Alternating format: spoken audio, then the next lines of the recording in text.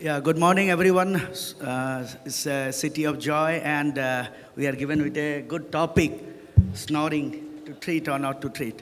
I think all of us had a good sleep, and snoring, as we commonly ignore, considering it most of the time to be a normal phenomenon.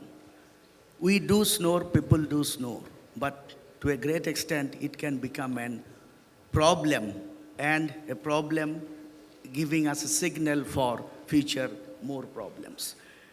To discuss it, I have no other than Dr. Sadashiva Shuras. It was a wonderful sleep session I had day before yesterday with him.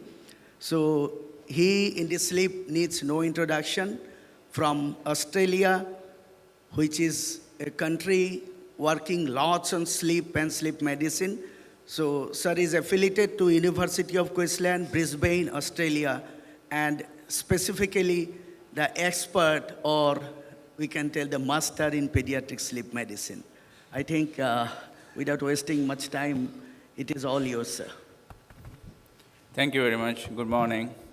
Thank you for the nice introduction, and thank you for the organizers of the RespirCon 23 for inviting me. And it's been wonderful to connect with so many people. It's an amazing blend of networking and educational activity.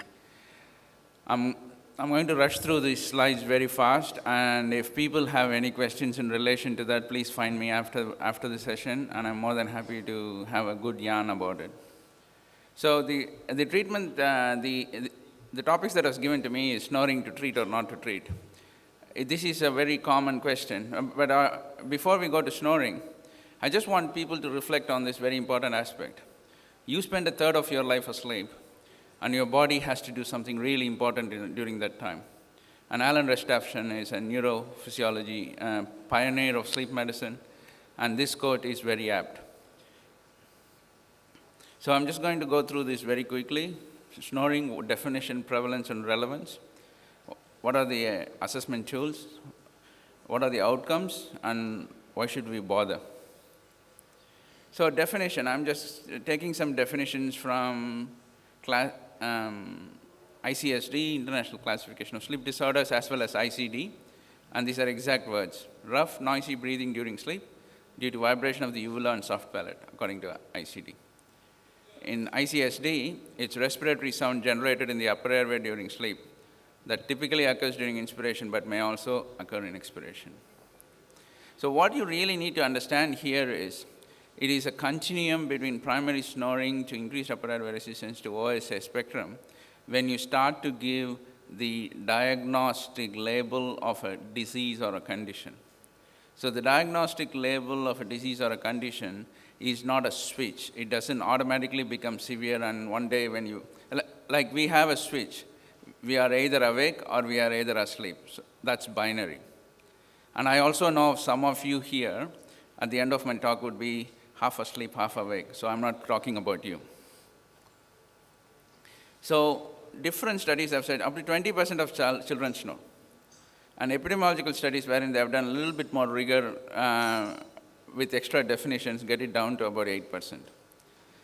The other condition we need to understand is whether it is intermittent or chronic, because they have an impact. Now I'm going to talk about the standard phrases you will hear in clinical practice. Such a common occurrence should be normal phenomenon. It cannot have any real impact as most children grow out of it. This is a thing that the doctors are beating up to make money. I didn't put that in writing. Limited evidence as to the real burden of perceived risk, and therefore primary snoring is something that we need to ignore, I suppose. And then when people wanted to define primary snoring, they came up with this definition, wherein there is snoring is happening, but there is no associated gas exchange abnormalities, and respiratory-related arousals are happening. Therefore, there is no sleep fragmentation. What the problem with this is, these are all very deeply defining questions, and we cannot be 100% sure about it. Therefore, they could still impact on the neurodevelopment. So when you talk about sleep, The fat boy from Charles Dickens' Pickwick Papers was a clear description of obstructive hyperventilation. Charles Dickens describes it much better than any of the doctors of that generation. And then you look at William Osler, the great Canadian physician who writes about this. And at night, the child's sleep is greatly disturbed, respirations are loud and snorting, and there are some prolonged pauses. Every one of us who practice sleep medicine know that that's an obstructive apnea. However, this was his definition of tonsillitis. So the concept of obstructive apnea was only later on published, especially in children. It was published by Christian Guilleminault, who is considered the pioneering father of pediatric sleep medicine. So why should we bother? So now that I've told you there is this spectrum and we should probably bother, and I'm going to sell my story for you. Now it is a recognized entity. We have got some numbers attached to it with large population studies. And we also know that whether treating or not treating them will have consequences in later life. The other thing that I want to emphasize on is the burden of disease. So if I have a cut in my finger now, somebody will come and clean it up, put Band-Aid and everything. So you can do the acute immediateness of it. When you don't see the acute immediateness of it, you don't really understand it, and therefore you leave it to the burden of disease to manifest at a later date. And this is, because I'm from Australia, I need to do something about beaches and snorkeling and diving. So the amount of effort that is needed, normal primary snoring is like paddling in a pool. And then a little bit of swimming is increased upper airway resistance. If you are doing snorkeling, you need to have a little bit more extra effort. But if you are doing diving, you need to be properly prepared and get a diving certificate. That's the extra amount of effort and energy that you are spending during sleep. And I'm not going to read all through this, but these are associated symptoms that you need to ask or think about in OSA, wherein there is apneic pauses, mouth breathing, morning headaches, difficulty swallowing, daytime symptoms. More importantly, there is hyperactivity, which is a unique feature in the childhood age group. Upper airway obstruction can be caused by several of them, but adenotonsillar hypertrophy is the most common of these. And the other thing that is increasing in number is the obesity numbers. What are the assessment tools we have? Clinical history and questionnaires are present. However, you need to learn to ask this right set of questions, and the questionnaires are useful, and of all the questions, I would say pediatric sleep questionnaire. Clinical examination is important. Never ignore that. Examining properly the ENT and spending some time. Facial appearance, tonsillar size. If you have got an access to an endoscopy or an ENT specialist, that will also help us. Second heart sound in quite a few cases, if they are untreated, can be increased. Nowadays, we are in the day of smartphones. Snore recording and videos are much more effective, and I can tell you, in my clinical practice, it has expedited quite a lot of children not needing full sleep studies because there is adequate video evidence that the families bring to you.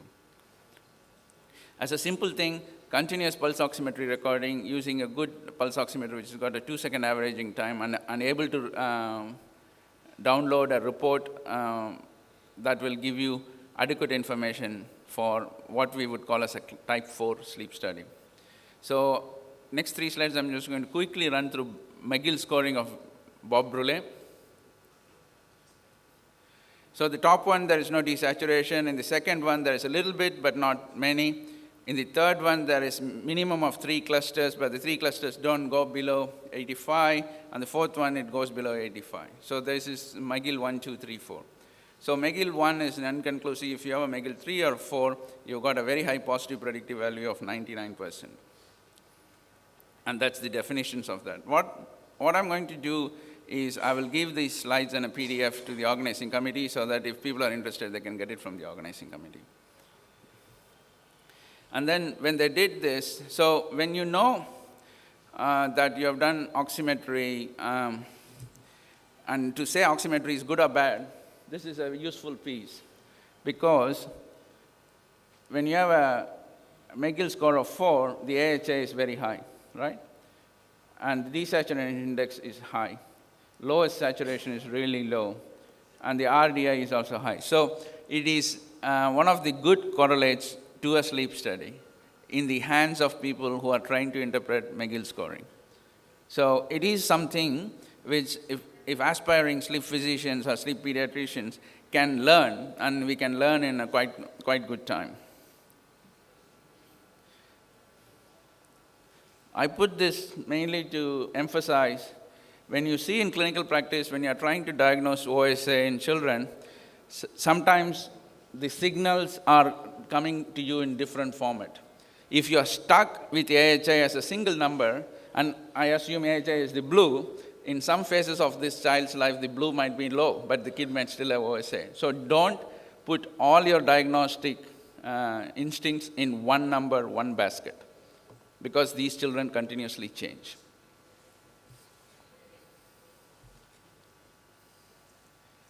So there was an American Academy of Pediatrics document that was first published in 2002, and there is a subsequent one that was revised in 2012. However, the 2002 summary points are very, very useful, and I'll just spend some time reading this through. Is all children should be screened for snoring. Complex children should be referred to a specialist. Patients with cardiorespiratory failure needs expedited evaluation. And then diagnostic evaluation is useful, but the Americans say PSG is gold standard, but there are limitations of, not limitations of the science, but limitations of resources and human manpower to make it happen. So we need to do our own innovation in that space. Adenotonsillectomy is the first line of treatment in children. And the most important thing is when you send your really bad OSAs to ENT doctors, please, please, please request them about post-operative monitoring. And in some of these syndromic kids, they are at risk of residual OSA. You need to follow them up. And again, this is a paper from 2008 in Proceedings of American Thoracic Society. And this is a free PDF. If you just Proceedings of American Thoracic Society, 2008, Pediatric Sleep Apnea. There are 4 articles, but this flow chart is a very useful chart in that space. So, I've told you what is happening in the snoring space, what is happening in that space, but again, we'll go back to the first question that was put to me, snoring, to treat or not to treat, habitual and primary snoring. There is enough evidence to say it is not essentially benign, okay? We need to be very careful in dealing with it is a good, bad, right, wrong paradigm. There is also good evidence about association with learning difficulties and hyperactivity. And why is that happening? Why is that happening is because of the microarousal, sleep fragmentation, and the whole purpose, going back to my very first slide, that you spend a third of your life asleep, there is so much work that needs to be done, okay? So all of you who are listening to me today, depending on the quality of sleep tonight, might remember some points of my talk. And if you have a really bad night tonight, that's it, forget it. What we really need, and I probably request this group of specialists to address this, is further population-based studies are needed. Because you have a very large population, you have a fantastic network like this network. And we should come together, collaborate, and do some epidemiological work. This is a brave statement, and I thought a lot before putting this in. In the absence of neurocognitive or educational concerns, current management has been conservative, okay? But however, as I said, when you're doing clinical evaluation, if you see allergic rhinitis, treat allergic rhinitis. If you see any of the other, like asthma, or for smoking exposure, control them, correct them. And for people who aspire to go to IIT but never made it, and that's why you are sitting here in the room, is a useful thing, which is your resistance is inversely proportional to the 4th power of the radius. So if you can reduce the swelling tiny weeny bit, you've got a 4-fold gain in treatment and gain. I always have a dig at this. How many of you got an IIT seat and chose to become doctors? Hands up, please. Oh my God, very clever people. So treatment options. Medical management of nasal symptoms is important. Sleep hygiene measures is really, really important because they can masquerade as sleep apnea or sleep difficulties. Weight management. cannot be underestimated. I've got a handful of children wherein when we got the weight management under control, they came off CPAP therapy. Positional therapy. This is pretty fancy because you have supine OSA. You can buy these things or just stitch a tennis ball to their waist. They can never lie on their back, and that will give you some relief. Oral appliances is more in adult sleep medicine space, but occasionally in late teenage years. Adenotoxicity is treatment of choice. CPAP and bilevel pressure can be used, and CPAP is basically like a leaf blower that just keeps the airway open, but the patient still breathes themselves. And bilevel, when there is a respiratory load or a resistive load wherein you need to have pressure to get the gas exchange going. And I need to crow about Professor Colin Sullivan, who did the CPAP innovation. The publication was in Lancet in 1981, and the side story of that is his first CPAP machine that he engineered was a reverse-engineered vacuum cleaner that he cobbled up together and used the dental putties to create the mask, and that's how they introduced it. So fixed pressure CPAP, I'm just going to quickly labor on this one a bit. So this is the non-REM, the red ones are REM, green is awake. And this is a fixed pressure CPAP there. You can see the heart rate has got a lot of caterpillars, and that's just the micro-arousals the child is having. Desaturations are not too bad, but still that's the situation. But when you give a fixed auto-set CPAP, wherein the pressure is variable, during each REM the pressure goes up, and the amount of caterpillars is quite less. You have to believe me on that because we have done numbers for this. So neurocognitive deficit is reported, and I refer you to the seminal work of David Gozal first, and then there are some very good review papers after that. And there is also evidence that if you don't treat it in younger age and treat them later on, there is also potential that reversibility is limited because some of the neuroplasticity is lost. Attention deficit and hyperactivity is more noticeable in the pediatric population. And remember this, it can coexist and confound diagnosis. So ADHD and OSA can coexist without OSA being the contributor either way. So the bidirectional relationship is something that you need to clinically differentiate. Or that's the neurobehavioral reference, which is a really detailed review article by Beebe. I just want to finish with this public health paradigm. We need to approach this. If 20% of kids snore, we need to approach this from a non-specialist perspective. So you need to reach out through school education. The most articulate among you can start putting YouTube videos and podcasts or anything to get this message across. Healthcare utilization and flow-on effects cannot be mentioned. So if you're treating it and then they're no longer dumb in school, you can't measure how much dumbness you prevented because it's an upstream intervention. If you're doing an upstream intervention, there is no way you can measure that. And we need to think about this, and we need to think about resource-limited settings is not a mistake. It is actually the juice for innovation. And we always have to remember that do not make good the enemy of the best. And I just want to talk about the early life origins because there is a lot of medicine that is around that in early life. So if you go back to Barker's hypothesis, whatever happens early on in pregnancy and can result in cardiovascular and other lifetime risk for COPD, etc. Same applies for OSF pathophysiology. The pediatric origins of adult disease, Barker's hypothesis I've told you, OSA that happens early on in life causes irreversible changes that gets into an adult OSA. Obesity, again, contributes to both. Hypertension is noted because you have irreversible change in diastolic blood pressure in untreated OSA in children. And there is very good literature in adult sleep medicine of increased cardiovascular and cerebrovascular morbidity. So, this is probably my last slide, and next time my bell rings, I'm going to jump off. So this is a kid who was using CPAP, and he went to high school, he didn't want to use CPAP, and then he came back sheepishly after 3 months because I said, you use it, if you don't like it, I will not force you. So I have been using the machine for a long time. When I was allowed not to wear it, I was really happy. When I wasn't wearing the machine, I was in denial because I didn't want to wear it.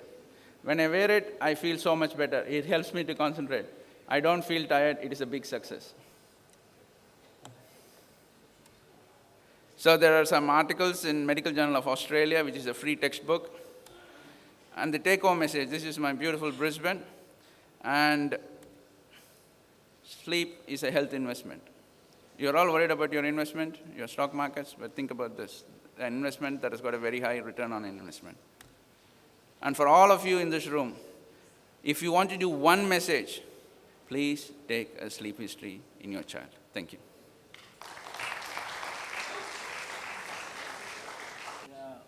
Time is already running out, and if there are one or two questions, because one message that sir has already given, in medical school, sleep history is not there. And it is our job that we must include the sleep history in our curriculum and in our graduate and postgraduate training. Thank you very much, sir, about the very nice topic that you have chosen. And also, to be awake, to make your children, make your patients sleep well. Thank you so much. Thank you. Thank you. Thank you very much once again. So, thank you for the wonderful session.